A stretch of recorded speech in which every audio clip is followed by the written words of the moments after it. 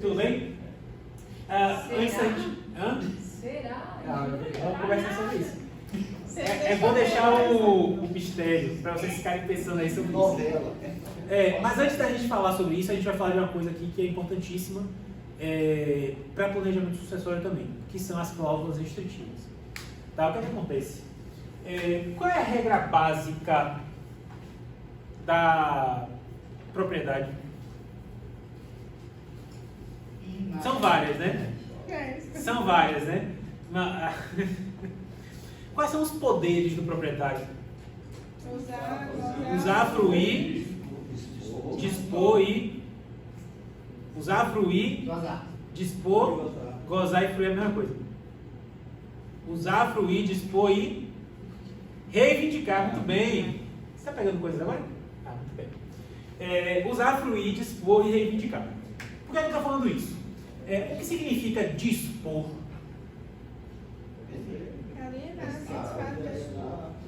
Dispor é um poder que envolve vários subpoderes, entre eles alienar, transferir a propriedade para outro, né? Mas também envolve gravar com hipoteca, por exemplo, gravar com usufruto em favor de outra pessoa, enfim. Tudo isso está dentro do poder de disposição. Por que eu estou falando tudo isso? O proprietário, ele pode dispor. Ele pode dispor intervivos. O que significa dispor intervivos? Entre outras coisas, transmitir a propriedade por compra e venda, por doação, por permuta. Não é isso? Ou ele pode dispor causa mortis. Por força de lei, que é a sucessão legítima. Ele transmite a propriedade quando ele morre para os herdeiros legítimos dele, ou dispor por força de testamento. Tudo bem? Respeitando a legítima dos herdeiros necessários. Por que eu estou falando tudo isso? Porque quando você faz a disposição, você pode dispor toda a propriedade plena que a gente fala, né? A propriedade plena é a propriedade limitada. O que significa propriedade limitada? Que não recai sobre ela nenhum ônus. Ou seja, quem recebe é plenamente titular de todos os poderes inerentes ao domínio. Quais são os poderes inerentes ao domínio? Quais são? Dispor. A gente acabou de falar, gente. Usar, fruir, dispor e reivindicar. Então, se eu recebo por transmissão a propriedade plena, eu recebo na plenitude todos os poderes de usar, fruir, dispor e reivindicar. Perfeito, não é isso? Perfeito. Só que quem transmite, quem aliena, quem dispõe intervivos ou causa mortis, em especial em liberalidades, o que são liberalidades?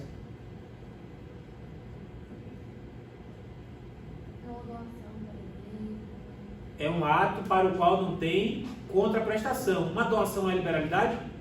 Sim, porque o doador doa e não recebe nada em troca. Concorda comigo? Um testamento é uma liberalidade? Sim, porque o testador transmite por testamento, né, quando ele morrer, o título de transmissão é o testamento e não recebe nada em troca. Concorda comigo? Nas liberalidades e também nos atos onerosos, mas o contexto aqui é outro. Aqui eu estou falando no contexto de liberalidades. Eu posso dispor da propriedade plena ou eu posso dispor da propriedade limitada.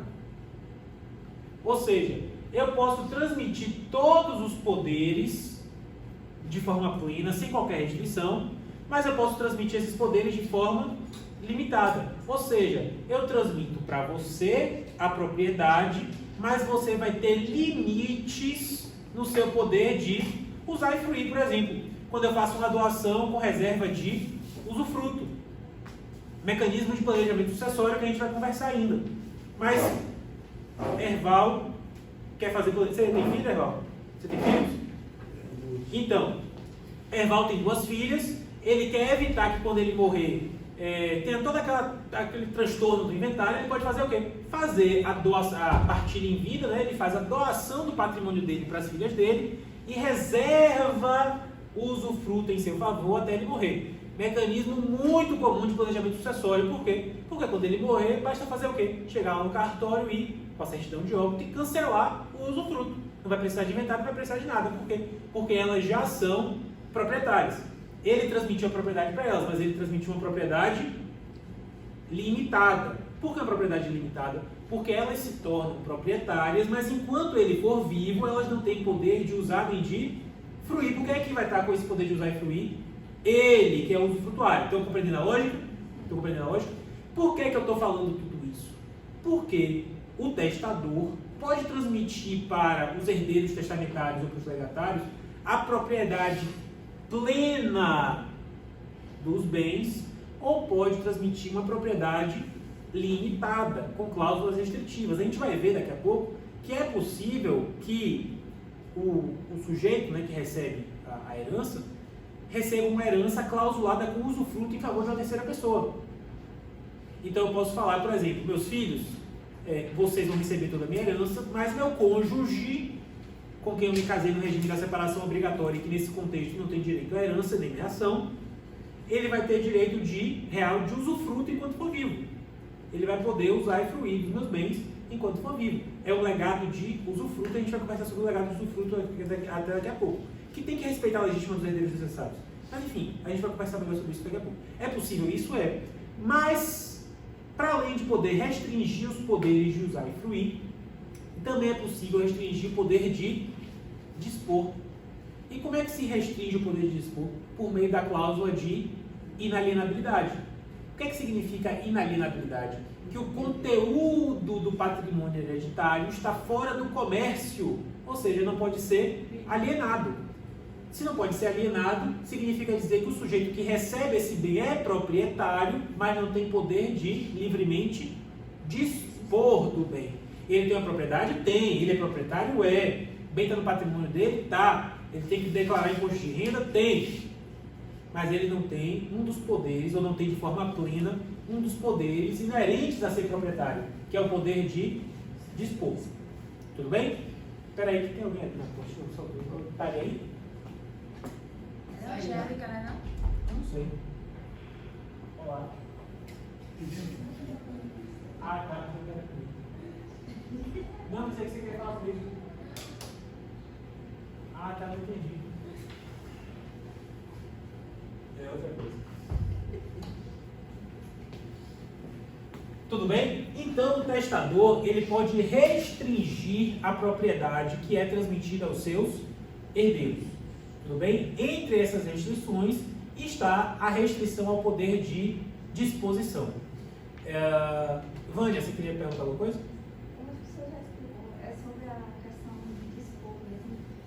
É porque eu fiz isso daí, né, de doar o meu filho, eu e meu ex-marido, e meu ex-marido ele tem usufruto da casa. Aí eu estava naquela interrogação, porque assim, a gente tem posse, como lá não tem ainda, não é legalizado e não é escriturado, aí ele tem posse e vai regularizar tudo agora. Só que aí no caso, o meu filho ele não pode, ele já pode entrar como proprietário no caso dessa casa? A partir do momento em que vocês fazem a doação, em tese, com o registro do contrato de doação, ele se torna proprietário. Aí está me falando que ainda vai regularizar. Significa dizer que, tecnicamente falando, formalmente falando, proprietário não é. Por quê? Em termos de imóvel, intervivos, você só se torna proprietário quando há o registro do título aquisitivo. Ele tem, no caso, ele tem posse, né? É, exatamente. Só que a pergunta Fez a cessão gratuita da posse. A pergunta hoje o pai tem usufruto, e aí todos têm posse, no caso, né? Ele tem posse também. Ele está lá sozinho exercendo a posse individualizada? Com esposa, sim. Não, eu estou falando isso porque há o risco concreto do prazo prescricional para aquisição por uso capião passar e o casal adquirir a propriedade do bem por uso capião. Tem que ver o tamanho do imóvel, tem que saber o que é feito no imóvel para saber o prazo prescricional, mas há esse risco concreto. Porque esse tipo de posse pode ser a posse precária. né, com abuso de confiança, mas que nada impede que leve, apesar de alguns autores dizerem que não, jurisprudencialmente esse tipo de posse leva à aquisição por usucapião. Existe esse risco concreto, você tem que ver isso. Há quanto tempo que eles estão lá? Não, aí eu estava na casa, eu saí agora, recentemente, um mês. Ah, então... Eu fiquei 4 anos lá. Não, mas a partir do momento em que você sai e o outro continua a exercer a posse com exclusividade, você corre o risco de regularizar isso da forma mais rápida possível. Eu sei que é custoso e trabalhoso, mas nesse caso é realmente para evitar a aquisição por Mas eu vou ter que usucapião. regularizar porque ele me perturbou muito nessa casa. Professor, e quando tá no nome dos filhos? Por exemplo, ela e ele colocou no nome do menino. Não. É porque nesse caso específico, tecnicamente falando, não está. Porque não está regularizado. Mas no meu Pode ficar estado. ao usucapião, dependendo da área. metragem, da área, Exatamente. tal. E o tempo que eles vão ficar lá. Pois é. Tipo assim, professor, meu pai e minha mãe têm uma casa. Eles botaram o meu nome no do meu irmão. A casa já é. Só que não é nem minha nem meu irmão, que meu pai e minha mãe estão vivos, é isso? Não. O que acontece? Se está registrado no nome de vocês, é de vocês. Não tem essa de CD. Entendeu? Olá! Esses amores? Mas são bem, mas são bem recebidos, é mais que café. Com ou sem açúcar? Se está registrado no nome de vocês, é de vocês.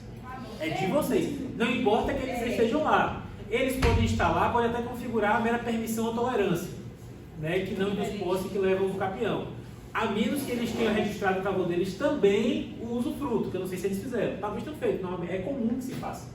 Não, desse caso aí que acontece que é comum, para não fazer essa sessão de doação para os filhos, acaba que coloca o próprio título. Né? A pessoa se torna dona como se os filhos tivessem comprado. Sim. Professor, e aí? Tipo, Com carro, isso também é muito comum. O Muito. pai compra o filho, o No carro nome do do filho. E é ele que paga as prestações. Sim. Inclusive, isso é simulação. E aí, o filho Mas ele já não é fácil de provar. Mas ele já não é fácil de provar o carro.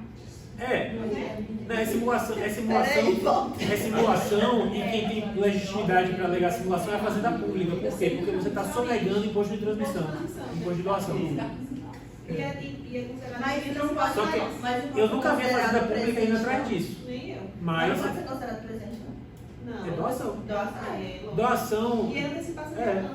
também tem isso. Que se você tiver irmão, que eu acho que você tem, não tem? Pagar- Pode alegar lá no inventário dos seus pais que você está utilizando Sim. sonegados. Não é, mas ele deixou. Porque você não está trazendo bem a Ele virou colação. meu pai e falou assim, pode dar o carro pra ela primeiro, porque eu boto no seu. Ainda assim, você tem o dever de trazer esse carro à colação quando seu pai ou sua mãe morrer. Mas também Meu pai pagar me doou o faculdade. lote. Ah, não, graças a Os Deus. irmãos tá. tudo teve assim, eu regularizei. Primeira coisa que eu fui fazer. Ele fez doação ou comprou pra Doação. você? Tá. Em tese não precisava. Para compra e venda precisa de autorização do seus irmãos. Para doação não. Por quê? Porque com a doação de que você tem que trazer esse bem à colação quando seu pai morrer. Já fiz a escritura. Meu irmão me passou primeiro, só que aí... Seu pai está vivo? lá na frente, vai. Quando ele morrer, você vai ter que declarar no inventário que você recebeu esse lote. Aí eu já disse, como funciona a vantagem.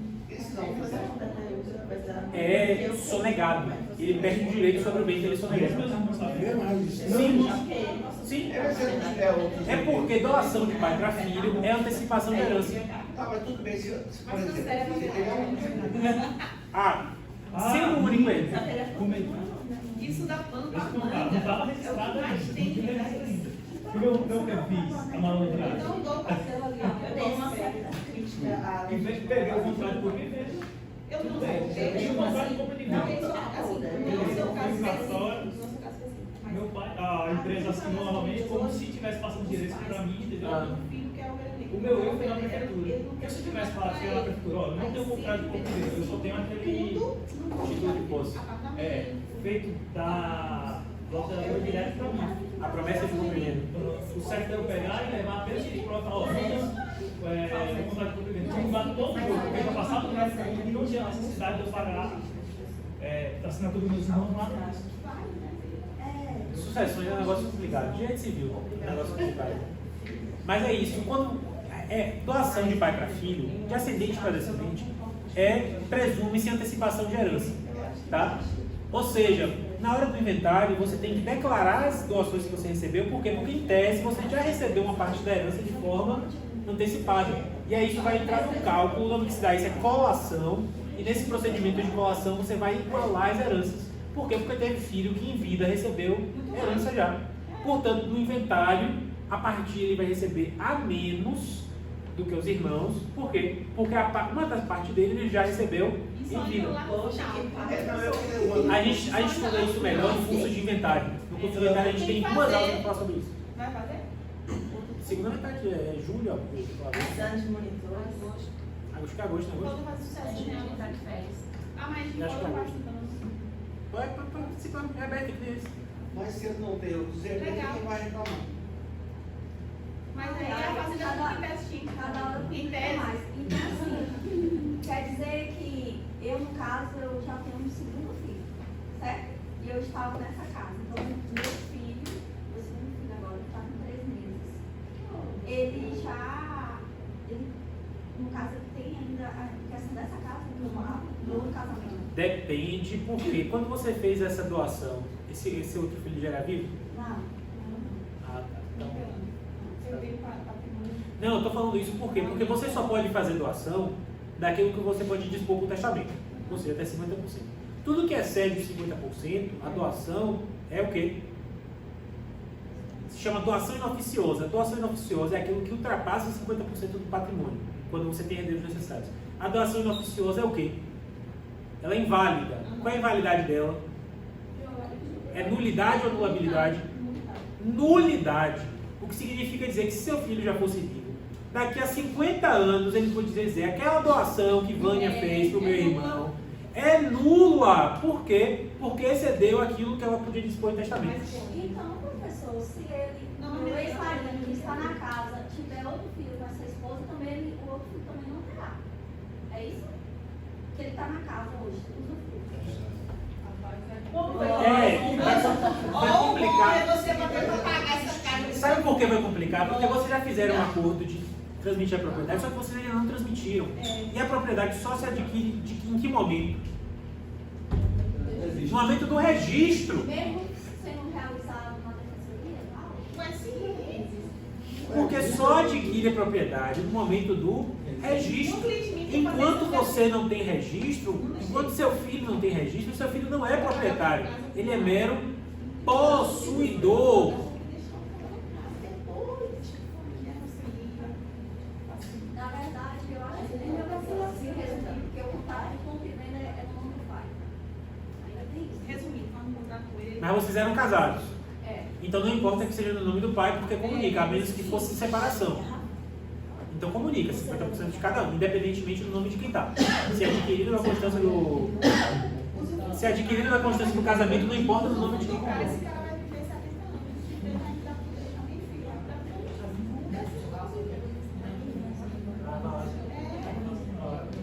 Estimativa de vida brasileira está 64 anos. Ele vai assim. Aí a minha filha ela veio, nunca pode negar.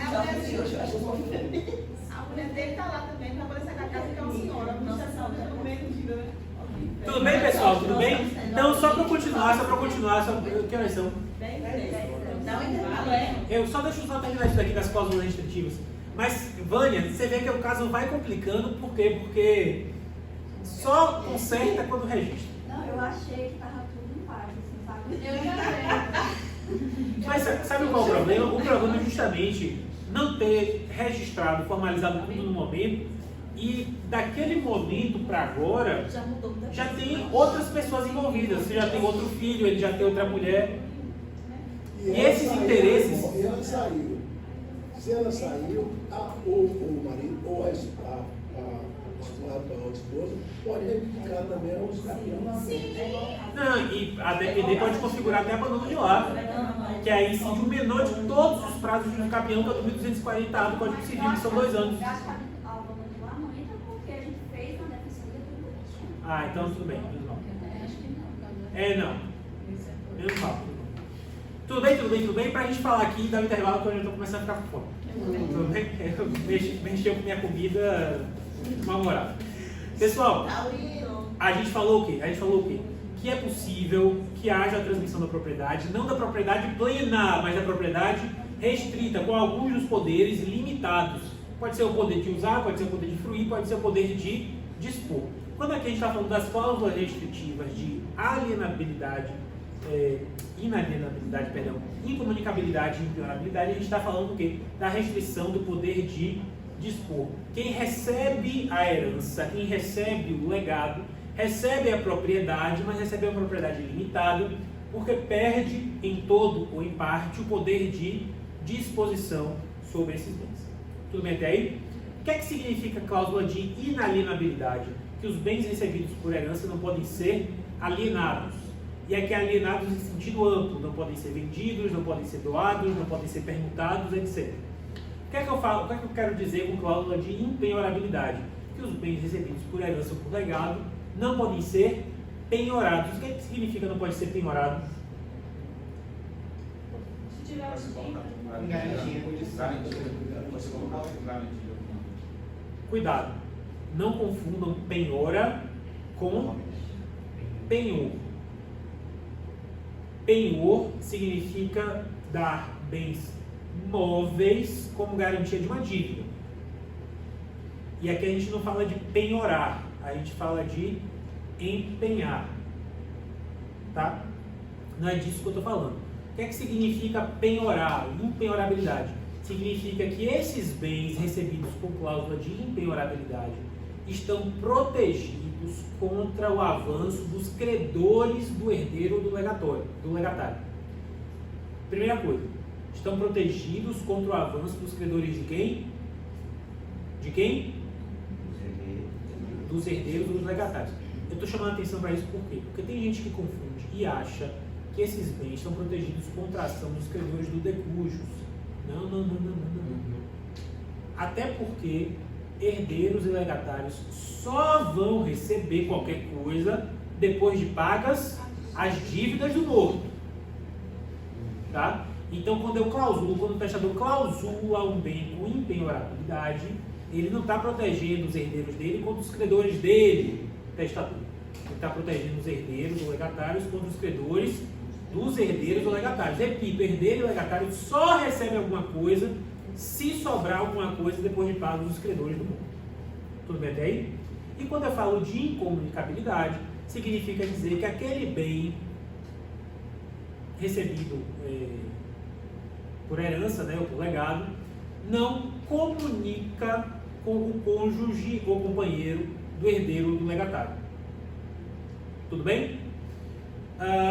A gente estuda lá em Direito de Família, né, que são vários os regimes de bens, comunhão parcial, comunhão universal, separação obrigatória, separação por pacto antinupcial, comunicação final dos aquestos, ou um regime atípico, porque a lei permite você formular seu próprio regime de bens. A gente conversa sobre isso lá em Direito de Família. A regra geral é que bens recebidos por herança comunicam ou não comunicam?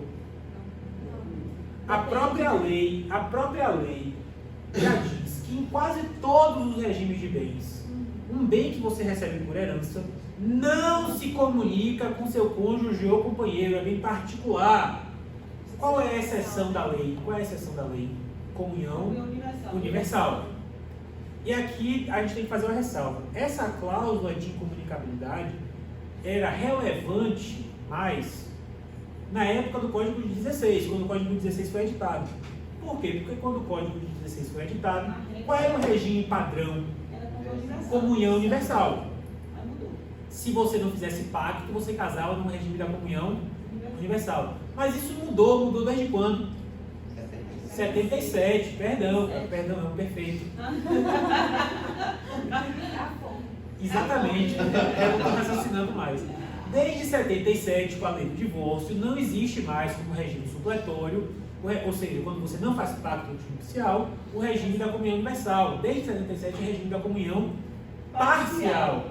O que significa dizer que na grande maioria dos casos, porque na grande maioria dos casos não se faz pacto judicial, na grande maioria dos casos, essa cláusula de incomunicabilidade é inócua. Por que é inócua? Porque, casando no regime da comunhão parcial, já não comunicava mesmo por força de lei. Tudo bem? Mas é possível que você faça pacto judicial e case pelo regime da comunhão Universal. Universal. E aí, se você casa no regime da comunhão universal e seu pai e sua mãe morrem, o bem que você recebe por herança entra na comunhão e, portanto, em tese, metade dele pertence ao seu cônjuge ou companheiro. É isso. Então, há exceção a essa cláusula. Nesse caso. Não, calma. Isso nem estou falando da cláusula em si, estou falando da regra da lei. O que é que diz a lei? Código Civil. Que na grande maioria dos casos, morrendo teu pai, a herança que ele deixou para você não se comunica com o seu cônjuge ou seu companheiro. Isso é da força da lei. Porque em quase todos os regimes de bens, a herança é incomunicável. Não apenas a herança, doação também. Incomunicável. Tudo bem? Mas, caso você seja casado no regime da comunhão universal, seu pai morrendo, a herança não é toda sua. A herança vai ser comunicada com o cônjuge ou companheiro e que, portanto, se você se divorciar, você sabe que metade do que você recebeu por herança é dele, o dela. Né? Alguém queria falar? Vitória. Questão de ser você pode deixar uma porcentagem maior para o filho que para outros? O seguro de vida você estipula, pode nem ser para filho nenhum, né? Pode ser para um dos filhos apenas. Seguro de vida você é livre para deixar para quem você quiser, quase todo mundo. Por quê? Porque não é herança. Seguro de vida não é herança, é estipulação em favor de terceiro, é contrato. Né? Então você pode fazer para quase todo mundo. Por que para quase todo mundo? Porque o STJ, alguns anos atrás, disse para amante você não pode deixar seguro de vida, que é por a proibição sucessória. Então, não tem nada. Amante não tem nada. No direito brasileiro. Pode matar ele. Mas se você quiser deixar o seguro de vida para apenas um dos filhos, você pode. Só tem hoje. Na cabeça dela. Na cabeça dela. É porque qual é a regra do seguro de vida? A regra do seguro de vida é o beneficiário é a pessoa indicada pelo segurado. Se não tiver pessoa específica indicada pelo segurado, segue a ordem de locação hereditária. E sempre vai ser válido o que foi indicado, por mais que mudou, que teve outro, vieram outras pessoas. Sim. Outros- PC, seguro de vida é assim. Quem é que vai receber o seguro de vida? Quem o segurado indicou. Se o segurado não indicou ninguém específico, o que, é que a lei diz? Aplica-se a ordem de locação hereditária. E aí você falou que não pode deixar para onde? Não pode. A lei não proíbe. A lei não proíbe de forma expressa. O Superior Tribunal de Justiça decidiu que como você não pode fazer nem doação, nem testamento em favor do amante, consequentemente, você também não pode fazer seguro de vida em favor do amante. Eu também acho. Eu também acho. Não está mexendo na herança de ninguém. Agora o senhor disse aí que pode deixar para qualquer pessoa. Ah, eu coloco o nome de uma mulher dessa aí. Pode não. Claro, mas aí Minha amiga. ninguém é presumido amante. Não se presume concubinado. Mas se a sua família conseguir fazer prova de que era, aí o ônus da prova é deles. O ônus da prova é deles, mas fazendo prova, aí tem que entrar com ação anulatória. Acho que nesse caso, eu não sei se seria anulatória ou declaratória de nulidade. Oi?